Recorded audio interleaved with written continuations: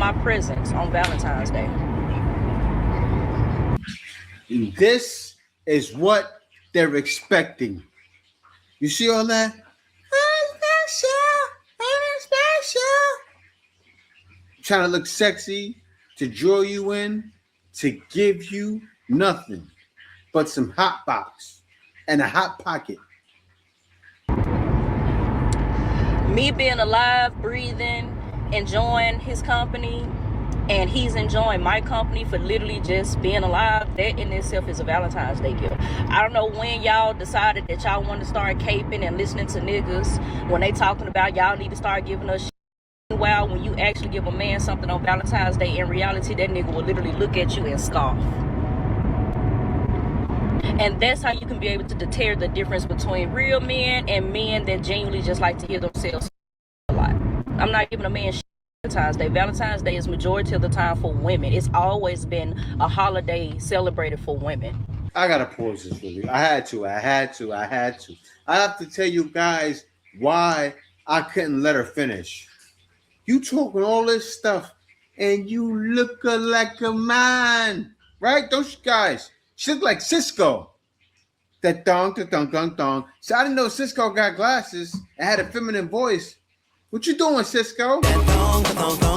Right? She look like Cisco. Always. And in my house, it's going to forever be that way. Why would I give a man flowers and chocolate on Valentine's? Why would I do that? I already get a nigga pussy enough. He literally gets that all day, every day. And you think I'm finna like it? If it ain't his birthday, because that's the only time gifts is given, birthdays. But Valentine's Day, when Valentine's Day is for the man to actually show appreciation to his girl. You pursued me, you courted me. And now you got to show me, even on this additional holiday, that you still love me the same way you did on those first few days. And please do not hop y'all ass in the comments talking about Valentine's Day should be every day. Shut the fuck. Shut up. Duh. Why the fuck talking about I'm talking about on Valentine's Day? That is an important day. And I hate when y'all try to dismiss Valentine's Day by saying that Valentine's Day should be every day. Duh, bitch. But on Valentine's, I should get triple. Triple. We talking about. And don't let these niggas make you feel the way because you want to give him pussy on Valentine's Day. Because if you stop giving it to the nigga, now he online sitting up here trying to justify cheating. Get that nigga some coochie and call it a fuck. Alright? That's what he want any fuck talking about. Yeah, see?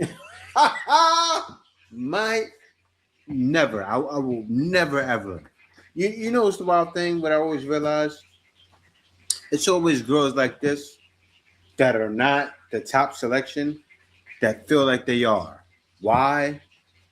Because they get validated by so many guys, because guys are thirsty. You have to stop giving ladies like this attention. Boo! Head blown. I know you see it.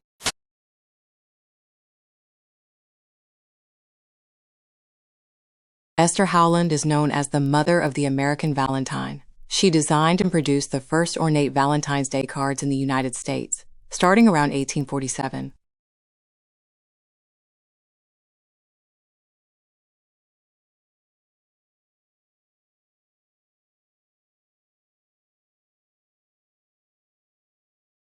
The man who supposedly died for the first Valentine's Day card was Saint Valentine, a Roman priest from the 3rd century. Legend says he was executed on February 14th around 270 AD for performing secret marriages.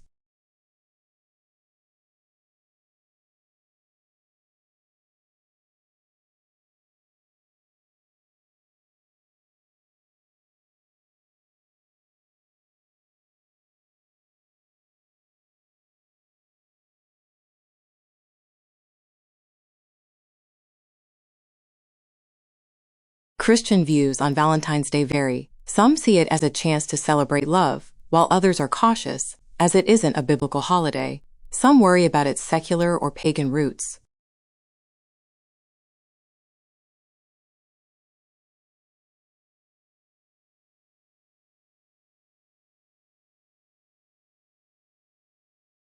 Based on the provided search results, the phrase pagan rooster likely refers to the symbolic, mythological, or historical significance. Day is primarily traced back to the ancient Roman festival of Lupercalia, a mid-February, February 13th-15, fertility rite dedicated to the god Faunus and the Roman founders, Romulus and Remus.